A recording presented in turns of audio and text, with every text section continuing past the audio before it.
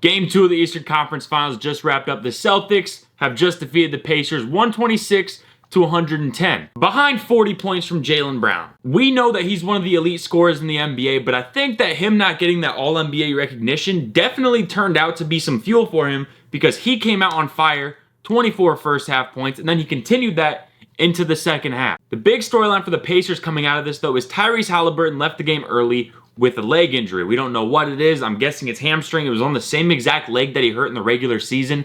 That is a massive problem for the Pacers. Now, if there was one team that this could happen to and they wouldn't fall off as bad, it would be the Pacers, because I truly believe that TJ McConnell is more than capable of being a starting point guard in the NBA. I don't know if the Pacers are even going to get one anymore. I thought originally the Celtics would win this series 4-1, but after tonight, I'm not sure. Another thing to talk about is that Rick Carlisle, in the fourth quarter, when it was like a 13, 14-point game, completely pulled his starters and waved the white flag. I understand that you just saw your point guard go down with an injury, but this is game 2 of the finals. Do you not remember what happened in game 1? Everyone thought the Pacers had won the game, but they didn't. Jaylen Brown hit a clutch shot, and now you're down 1-0 after game 1, because when everybody thought that you had won, you didn't execute, and now tonight you waved the white flag in a game 2 in the Eastern Conference Finals, where you don't know what's going to happen, especially when you are the best three-point shooting team in the NBA. 14 points with 8 minutes left is nothing at all in today's NBA.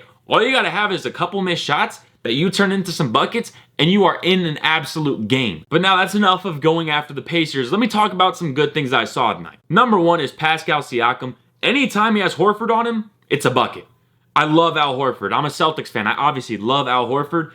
His defense is not that good. The Celtics need Porzingis back. In the Celtics' ideal world, they win 4-0. Dallas and Minnesota go to 7 games, so Porzingis can get even more time to heal up, because a calf strain is not something you want to mess with, but they need Porzingis back. Maybe not for this series, but definitely for the next one, because Al Horford is getting absolutely hunted by the Pacers on all their offensive possessions, and the thing is, he's trying his hardest. He just isn't athletic enough to stop some of these guys. Pascal Siakam all series, Miles Turner all series have just been shooting over him, and Al Horford can't get out there and contest. If there was a bright spot for the Pacers tonight, it would be the continued good play of Andrew Nembhard. He's still a young guard. They have a very, very young backcourt.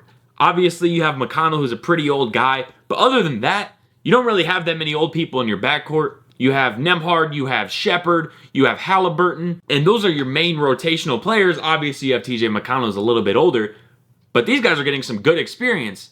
No one expects the Pacers to win this series. I don't expect them to win this series. But seeing a young player play like that, a bright stage like TD Garden Game 2, a must-win game, he goes out there, gives you 16 points, that's the kind of stuff that you want to see as a head coach. The Pacers aren't a win-now team, but they are on a very good trail to a really good rebuild. Now, the Celtics, obviously, Jaylen Brown was phenomenal tonight, 40 points. Jason Tatum has to learn how to start games faster. You're going to look at the box score. He had 23 points. Most of those points came in garbage time. I am a massive Tatum fan. If you follow my TikTok, I always talk about how much I like Tatum. He needs to get going sooner, because this stuff may work against the Eastern Conference, but I don't think anyone's going to disagree with me. The Eastern Conference, far worse. Far, far, far worse than the Western Conference. Far less physical. All you have to do is look at the stats. The number 1 offenses, all the top offenses come from the East. You know why? Because all the really good defenses are sitting in the West. Another player I want to point out, Jrue Holiday has been phenomenal these 2 games. Last game, 28. This game, 15. He's shooting well. He also had 10 assists, 15 and 10. He is usually known as a playoff dropper. For him to come out and start to gain even more confidence going into game 3, the way it looks going into the finals, getting him as much confidence as he can, paired with Derek White, who's having an absurd playoff run. This man, Derek White, had 23 tonight. He's hitting from 3. He's doing everything. He had 23, 6, and 4. This Celtics team is doing everything so nicely around the ball, not just scoring, that it's perfect. This is what you want to see going into a finals. But other than that, I mean, you look at the team stats, and it's pretty much like, it looked pretty much head-to-head team stats. The only thing is, Boston scored in the paint more, which is a very big-time thing in the playoffs. They outscored Indy by 20 points in the paint. In the playoffs, when you see a team score in the paint by that much more, they usually win. The Mavericks, last night, they hit 6 threes. 6 total threes all game. Minnesota had that many threes in the first quarter, but they still won. You know why? Points in the paint and controlling the possessions. That's what it comes down to. Can you take care of the ball? Can you make your possessions count? And can you get a rebound? Can you limit the other team to 1 stop? That's what the Celtics are doing a good job at. However, like I said in this video plenty of times, all that stuff is going to change when you face a Western Conference opponent in the finals. 2 years ago, that's what happened. And what happened with the Warriors?